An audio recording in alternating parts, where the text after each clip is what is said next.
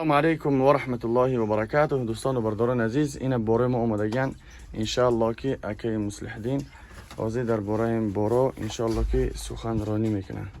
سلام علیکم و رحمت الله و برکاته. یکم ویدیو کردن ما در کانال خودم مسلم 50 چون که حضرت گفت در کانال خودش مثلا اینجا بدوره در باره معلومات در باره دورو میگیره، انشاءالله معلومات در باره دیگه چیو میگیره.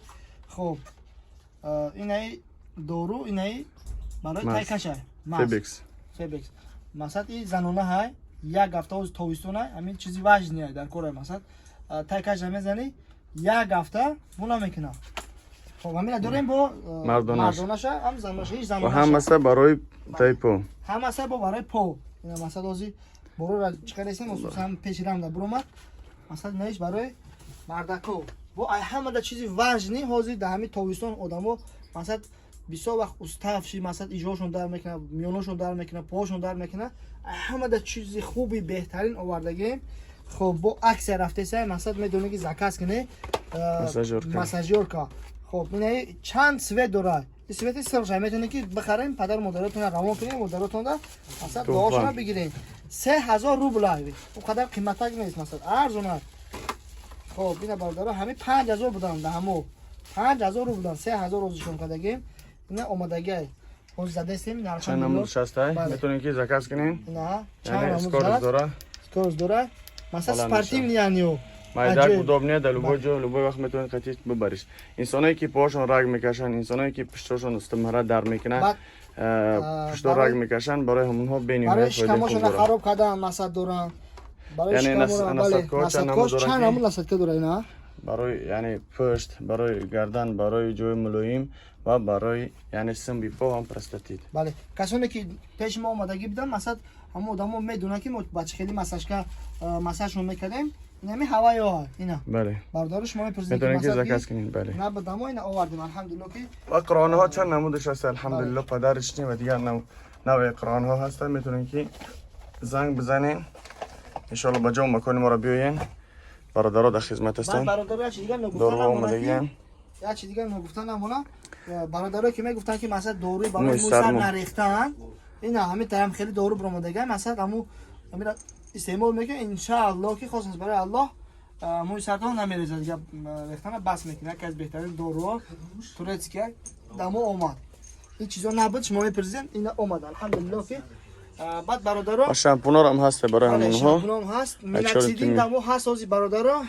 خب روغن تیک ورم هست روغن تیک و خب میناکسیدین دمو هست عکس رفته ککرس در میناکسیدین 800 روبل کسی میناکسیدین نمیده برای ریش براری برای موی سبراری و اپیدیم پاس اسکیت رفته است و اپیدیم پاس اسکیت رفته است 400 روبل برادر. این اپیدیم پاس برای کرابروشنی خب کراف تازه کردن اون نشانی پامیت کاسته میبرووردگی مردونگی رو به خود میکردگی. خب از اون جمله زنکا هم همینجوری مثلا زنکا هم میتونه که استفادهش کنه. بله بهترین چیزه.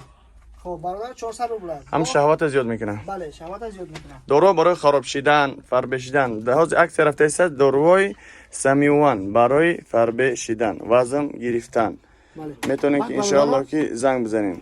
بسیاری انسان ها طلب میکردن کد اس دوروی کی برای خراب شدن با شکل مایدا یعنی لپاخودینی کد اس من خودم استفادهش بوده استعمال کردم الکی 10 کیلو خراب شده هستم در مدت یعنی 12 15 روز. از اون جمله این خیلی عطر میگیم خب چی میگه در میگیرون در خونه میمونی چند نمود زبخوی بهترین یکی از خوشبوها مثلا چیایی که زبخوی خوب. بله این بندکس سپارتمنت ها استفاده میکردگی.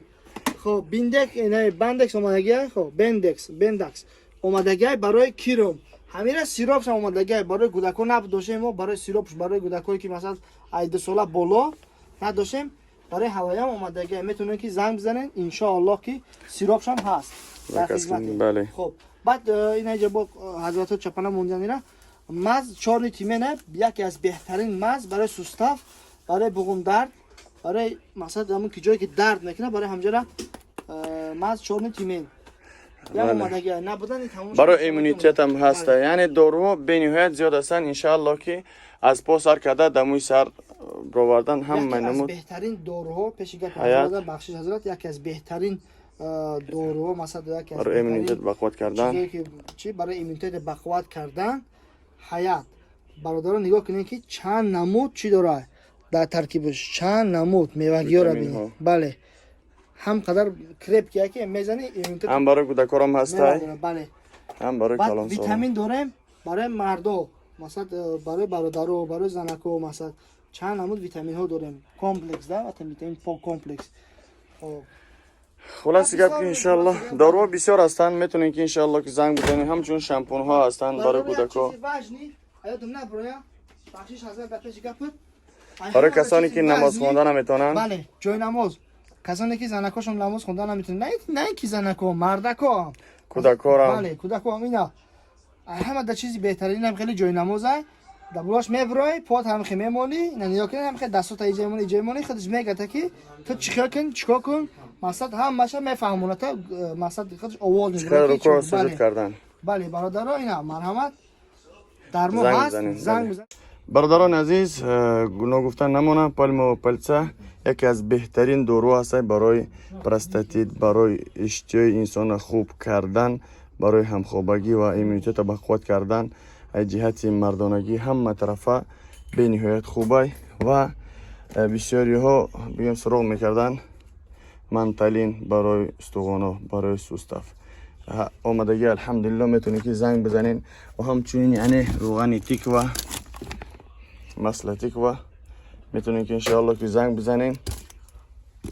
یعنی سیروپ همین بینده که سیروپش آمدگی یعنی سیروپش یعنی زنگ بزنین انشاءالله که برادرها هم آمدگی در خدمت هستن و 4 ویتامین هم هست انشاءالله و الیف که مسئله آمدگی یعنی یه لیترش کلونوش برای عصب، برای جگر، برای نیروی دولینی و تلفن بردار همه نموش الحمدلله که دارو وجود دارن. فقط علاقه کنین انشاءالله ما در خدمت هستیم. سلام علیکم و رحمت الله برادرها. کدومی که طریق پشت زکات میکنن هر بگن خیلی زکاتشون مثلا قبول میکنیم پر میکنیم زایفکوشون سحری نصیب باشه انشاءالله پشت قدی روان میکنیم. خب برادرها به حد بار بیسوره انشاءالله صبر کنین روان تو میکنیم هر روز مثلا شنبه یک شنبه و دوشنبه پشت کار نمیکنه سحر سه شنبه انشاءالله کار میکنه. خب بعد برادرها که زکات میکنه اپتوی خریدنه مثلا نهی برادرها که هستن مغازین دارن نوایده طریق سرویس ها روان میکنیم طریق در روگای مثلا چقدی مثلا با ارزون تر میخرن سرویس ها هستن دست افکار میکنن. وقتی در امان الله سلام علیکم اپتوبی هم هست در همین نمیرو نبیرک اسدین کرسافچیک در خدمته.